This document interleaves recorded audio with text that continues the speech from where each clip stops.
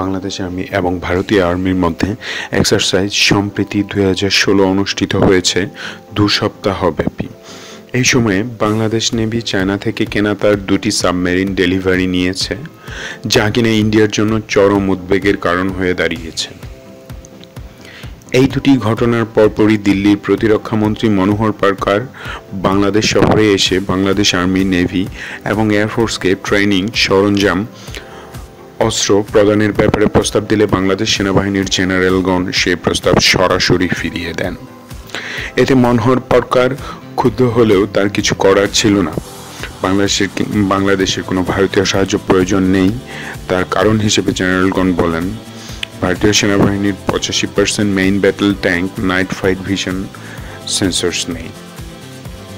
দিল্লির controller general অফিসের audit অনুযায়ী ভারতীয় বাহিনীর অ্যামিউনিশন ঘাটতি প্রয়োজনের তুলনায় অন্ততপক্ষে 25% কম। ইন্ডিয়ান আর্মি তার দেশে তৈরি করা ট্যাঙ্ক অর্জুন MBT রিজেক্ট করেছে দুর্বল পারফরমেন্সের জন্য। ভারতীয় বিমান বাহিনী এবং নৌবাহিনীর এয়ার উইং নিজ দেশের বানানো যুদ্ধ বিমান হাল তেজাস LCA বাহিনীতে যুক্ত না করার প্রত্যয় ঘোষণা করেছে, কারণ তেজাস LCA কোনোভাবেই আধুনিক বিমান নয়। আকাশ যুদ্ধে এই বিমান চাইনিজ মেড F-7BG'র কাছেই ডগ ফাইটে হেরে যাবে। ভারতীয় অস্ত্র তৈরির কারখানাগুলো বিশ্বমানের কোনো অস্ত্র বানাতে পারে না।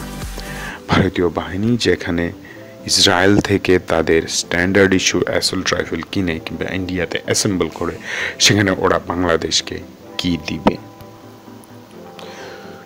ভারত তার armed cars, infantry fighting vehicle, armed combat vehicle, field artillery, howitzer কামান, অ্যাটাক এবং utility helicopter, soldiers gear, tank, air defence systems ইত্যাদি সহ প্রায় 95% থেকে 98% সামরিক সরঞ্জাম দুনিয়ার বিভিন্ন দেশ থেকে কিনে সেখানে বাংলাদেশ সশস্ত্র বাহিনীকে অস্ত্র সরঞ্জাম অফার করাটা নিতান্ত দুর্বল কূটনীতি, কিংবা এতে যে প্রকাশ্য দুর্বিসন্ধি আছে তা বোঝার জন্য অতি বুদ্ধিমান হতে হয় না।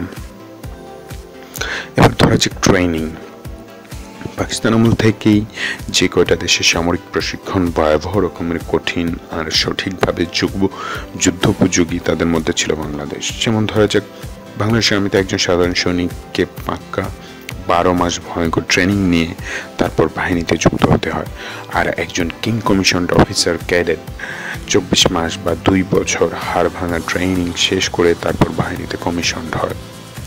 যেখানে India, Sri Lanka, Thailand, Malaysia, Philippines, Burma ইত্যাদি দেশ কিং কমিশন দেয় 12 মাস, আর সিপাহীদের 6 থেকে 10 মাস ট্রেনিং করানো হয় সর্বোচ্চ। বাংলাদেশ আর্মি, নেভি এবং এয়ারফোর্স ট্রেনিংয়ে লাইভ ফায়ার এক্সারসাইজ করানো হয়। প্রতিটি training process A to Z up to date করা, এবং এসব ক্ষেত্রে বাংলাদেশ আর্ম ফোর্সেস ভারতীয়দের থেকে অনেক এগিয়ে।